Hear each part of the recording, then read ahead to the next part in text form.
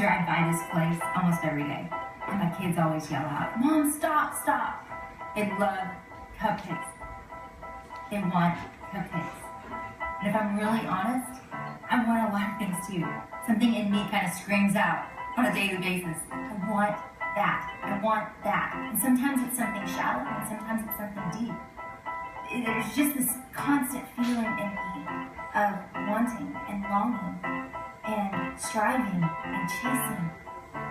And it seems to run faster and faster if I don't fill it. And so I fill it with little things here and there. Like that's gonna fix it. And so I'm building these things. I'm building this life. I'm trying to make it perfect. I'm trying to put it together just right. Get the sprinkles on top.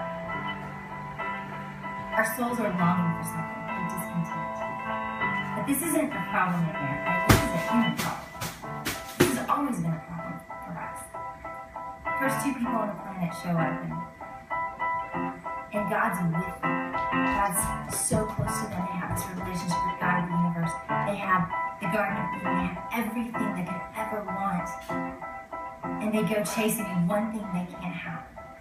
There's this feeling in them they want what they can't have, and they think that they're going to find it in the one thing God says, don't chase. There was this king, Solomon, in the Old Testament. He had everything you could ever want on this planet. It says in Ecclesiastes 2, it says, "And whatever my eyes desired, I did not keep from them. I kept my heart from no pleasure." He had everything. If he wanted it, if he saw it, got it. And then he says, a couple verses down, "Then I considered all that my hands had done and the toil I had expended in doing it. And behold, all of it was vanity and striving after the wind. And there was nothing to be gained under the sun." He had it all. And he said, it still feels like the wind. It feels like something I can't catch. It feels like something pointless. Can't bottle, and it can't make me feel better. And yet he spent all this time chasing.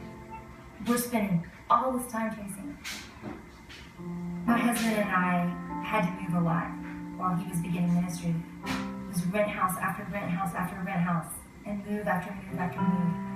And you know, if you rent houses, you don't unpack china and you don't hang curtains. And curtains became this thing for me. I just longed for them. I ate for them in my soul. I just thought that if I got curtains, that feeling would go away.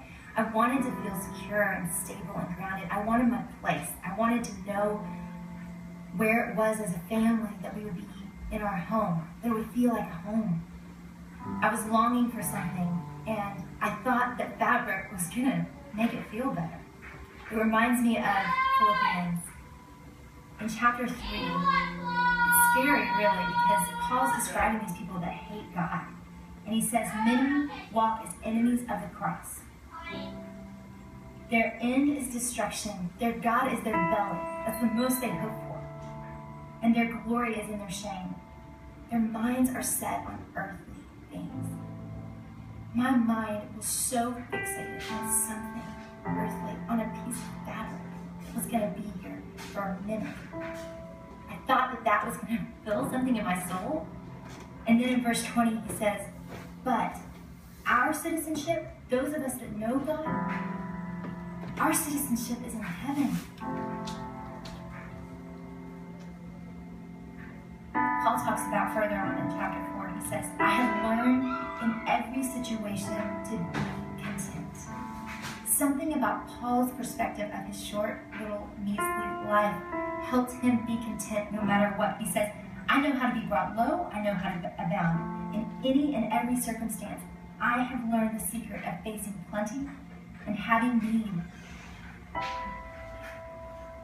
In plenty and need to be content." Doesn't that sound so good? Our souls are aching for it.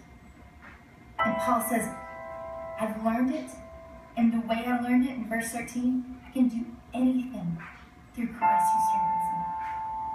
There's something inside of Paul that is real. It is not a bumper sticker. It is not a slogan. It is not a verse that he memorized when he was 12. It is something real. Something about God in him helped. In Psalm 16, David writes out to the Lord. He's trying to process exactly how it is that God's going to switch down into his soul. And he does this pretty well, better than anybody else I've ever read.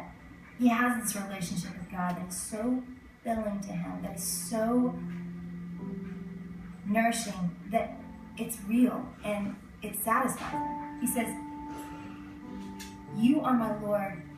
Apart from you, I have no good thing." Those who run after other gods, they're going to keep suffering more and more and more. When I'm chasing curtains and cupcakes and perfect lives and perfectly behaved children and the right wardrobe and the perfect husband and everything to be fixed now and just right, it says I'm going to keep suffering more and more and more. Isn't that true? Isn't that what happens? We suffer more and more when we think we're fixing it, when we think we're going to have what we need and it's going to finally fill us. There's just more suffering. There's more that we want. And he goes on to say, "Lord, you alone are my portion and my cup. You alone fill me. I'm empty, and without you coming in and filling me, it's going to keep feeling empty inside." Because he designed this. He's the one that put this running thing in me. It screams that I need something else. There has to be more than this. It screams that I can't fix this on my own, and everything like Solomon that I keep trying to fix it with, it's not filling. Augustine has this quote. He says, "Our souls are restless until they find their rest in you." That just sums up how I feel. My soul is restless. And yet I'm trying to find it in God, and I'm trying to find it in heaven. How do we do that? How do we actually take the invisible and believe in it enough to live for it? Believe in it enough to hope for it, and to live content like God?